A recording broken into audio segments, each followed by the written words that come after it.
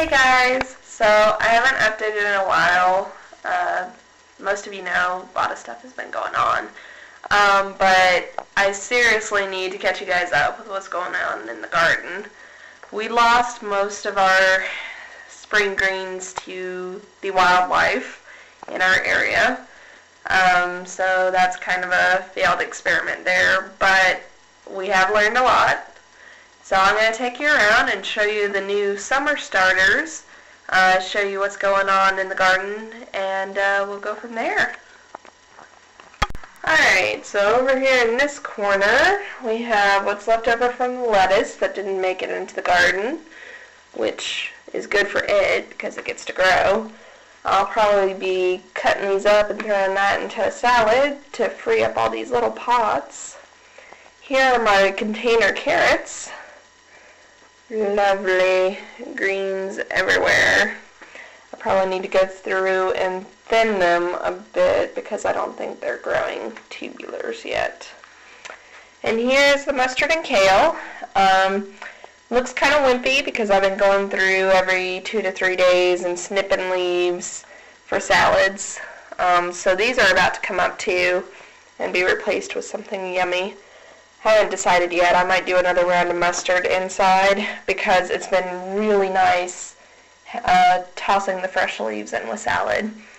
And for some reason, the kale in the bucket, this is pretty much what it did. It got long and spindly and has tiny little leaves. So probably be doing a kale mustard salad and getting rid of those. Then over here we have one of the newbies. This is bush cucumber, and as you can see, it is ready to be transplanted. Those are big. But I've been letting my starter plants get bigger inside because that's one of the lessons I learned with transplanting the spring crop is one, I did it too early so the weather wasn't good, and two, they were too small so when the pests and the elements got to them, they just were completely destroyed. So this is definitely big enough to go outside, unlike the tomatoes, which I'll show you in a minute. Okay, here are some familiar faces. Here's the blueberry bushes that I got. Nothing really new on them except I've had some browning of the leaves. 1 week they got really dry, so I've been working harder on keeping them watered, and we moved them back and forth to try to find the right sunlight for them. Right now they're doing well over here. I'm guessing with the change of the seasons, the sunlight's not exactly the same, so that may have something to do with it. I'm not really sure what's going on with these guys. I may transplant them into bigger pots. I haven't checked their root system. They may need bigger pots. So right now they're chilling out over here. And here is my little jar of parsley, doing very well. Unlike its brothers over here. That's the 5-pot herb set I got, and pretty much the only thing that's made it is whatever this is. Hold on. That would be parsley. Yep. That was cilantro, since that one's parsley. And it didn't make it. The chives disappeared. I'm not sure if the cat got into those or not. And no activity in the other two, really. So that was that. And then over here, we have some massive garlic going. I planted 12 bulbs, and of those 12 bulbs, 6 came up. So half is better than none, I suppose. But they're going well. I turn the window box probably once or twice a week, and that one is a self-watering from the bottom, so that really seems to be working for them. And over here is our window box of mustard. This is where I get most of the salad pieces, and as you can see, this one's about to bolt, so I'm going to go ahead and nip that one in the bud. But it's been producing really nice big leaves for the salads, so that's been good.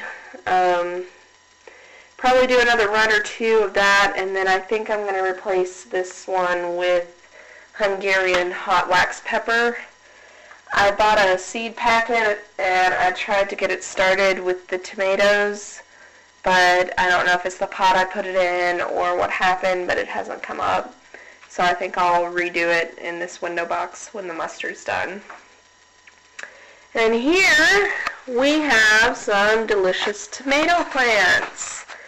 That's what it said on the packet. It's one of those like little cheap packets you might get in the mail when they send you free seeds or something. So the packet literally says tomato delicious. So I have no idea what breed of tomatoes these are, but they are going to town in this little bucket and will need transplanting soon, but the weather around here has been uncharacteristically cool. Like right now it's probably mid-60s. There's supposed to be a high of like 58 tomorrow because we have thunderstorms coming through. So I'm not really comfortable putting out the tomatoes because they are so sensitive to the cold. But inside, they're doing great. I may even take the pots that the lettuce are in and separate these guys out because they are starting to crowd each other. Then over here, another familiar face, the baby carrots. Still going strong, still need thinning out like their counterparts, but they are doing well. Oh, and look, I got a new little succulent hanging basket for inside.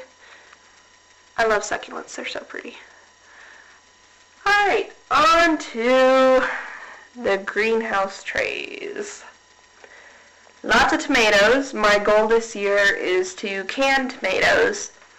I'm not sure if I'll have enough yield, but I can supplement whatever I don't get with store-bought. So these are Romas. So we've got 5 Romas right now up here. Over here is some bell peppers. Down here we have cherry tomatoes, more Romas, 3 more Romas. I'm sorry, 4 more Romas, check that out. Some beefsteak, some bell peppers going, and jalapeno and eggplant. And there's some more cherry tomatoes. So this is basically my summer crop. As you can see, some of the tomato plants are large, not quite as large as my tomato delicious over there, but they're doing quite well. And then here is my Hungarian hot wax pepper that didn't do anything. And then next to that, that's some sweet peppers that we bought at the store that we both really liked. They're like bell peppers, but they're kind of smaller and sweeter.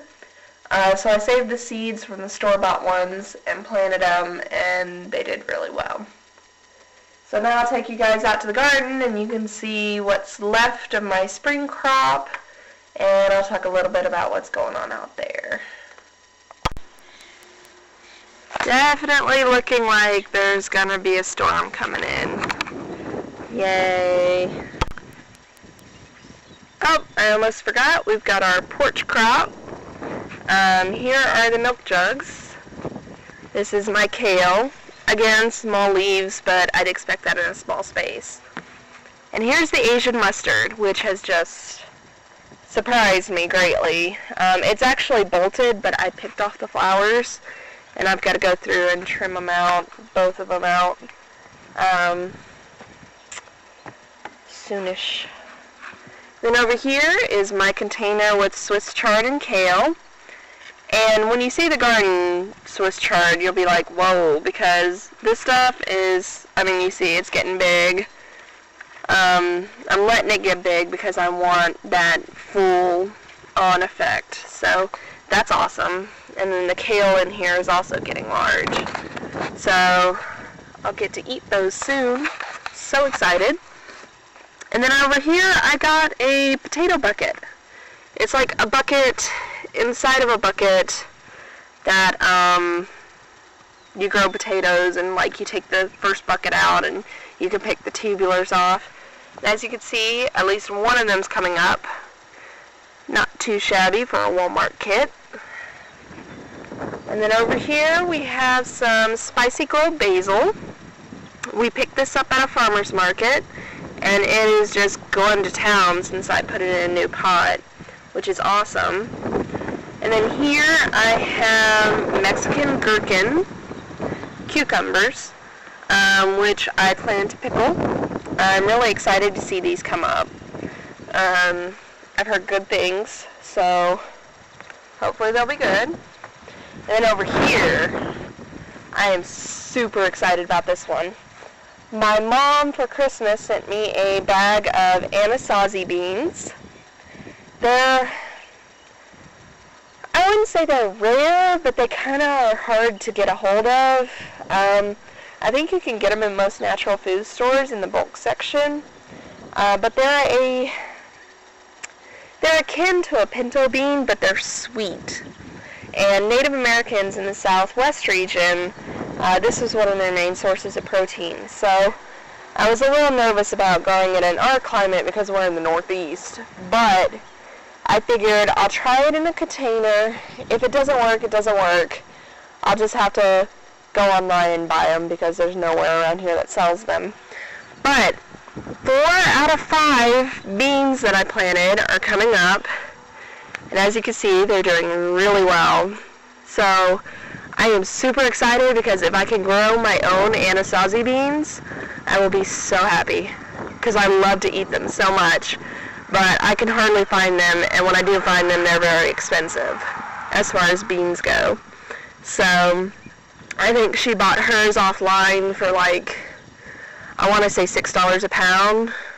I don't know where she got them from, but I think that was the price. So, like I said, if I can grow them, I'll be so happy. But they're doing well, and I've got these bamboo stakes because they're supposed to climb, and so are the Mexican gherkins. They're supposed to climb. So the gherkins are supposed to be high yield, so that'll be good. And I'm just super stoked to see how my Anasazi beans do. Alright, so that's the porch. I might show you the bachelor container too because our mammoth peas are going to town. And then we'll get into the garden. Here is the bachelor container.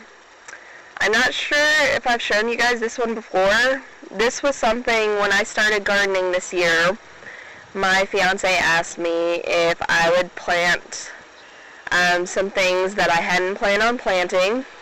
So my solution was to put a container on the back porch and fill it full of the goodness that he was interested in that I didn't really have room for when I planned. So what we have here is mammoth snow peas.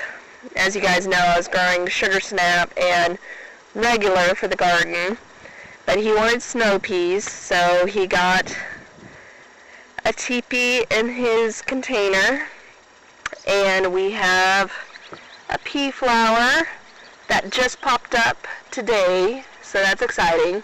And these things are monsters. They are crawling up the bamboo like you wouldn't believe. I swear they grow 6 inches a day. Every time I look out here, I'm like, they're taller!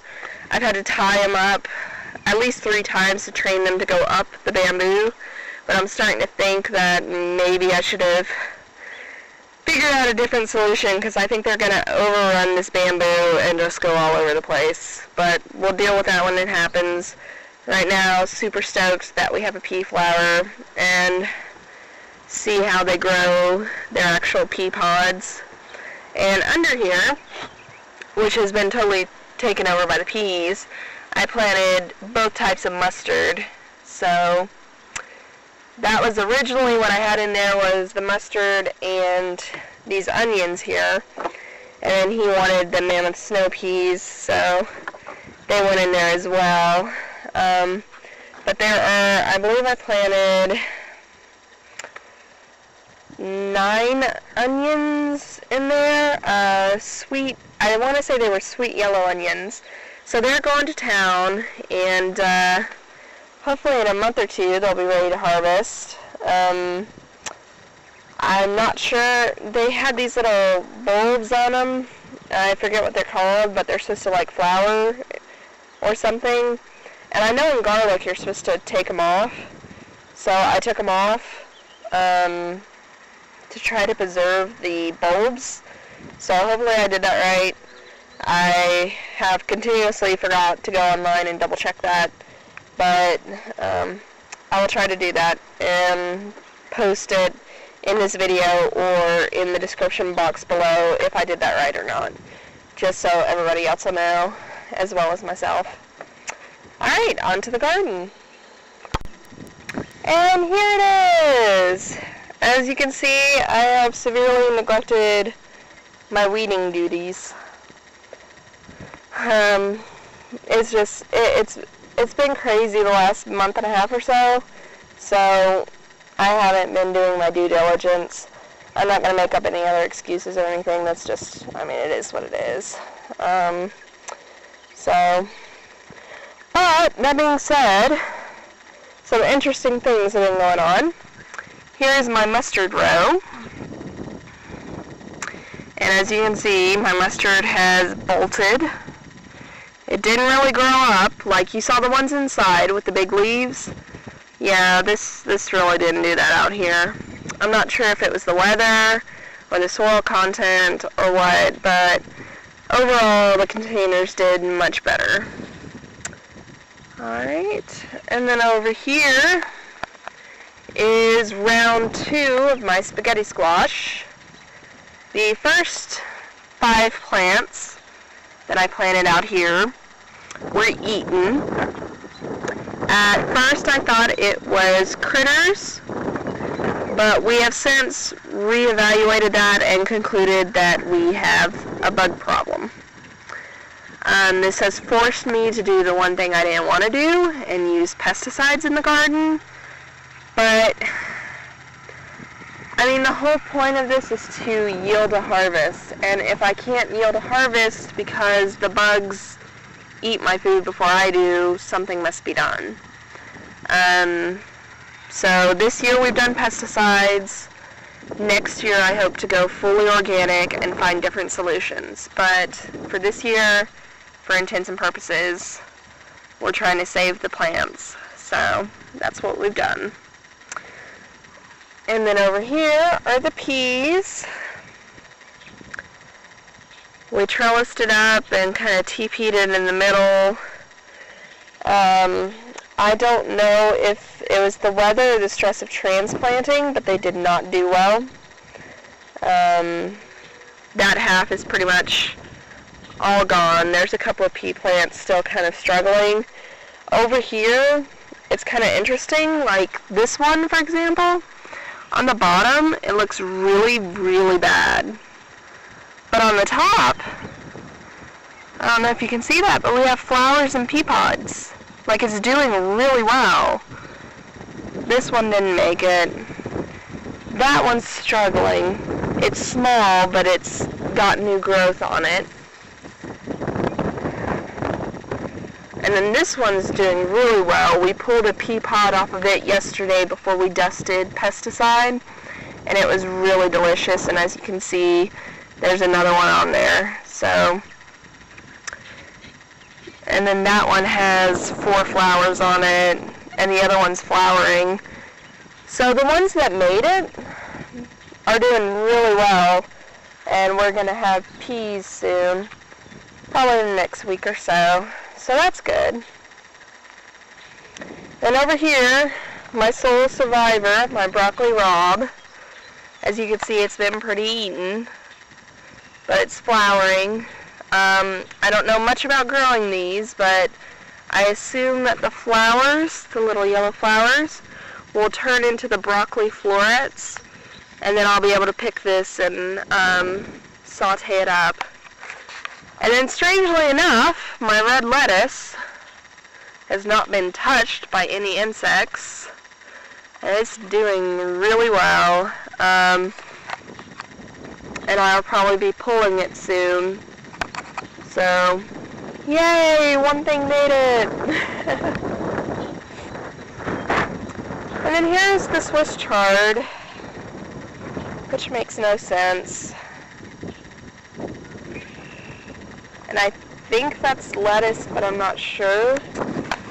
There was a garden here before mine, but this is where I planted my lettuce but it doesn't really look like, I don't know.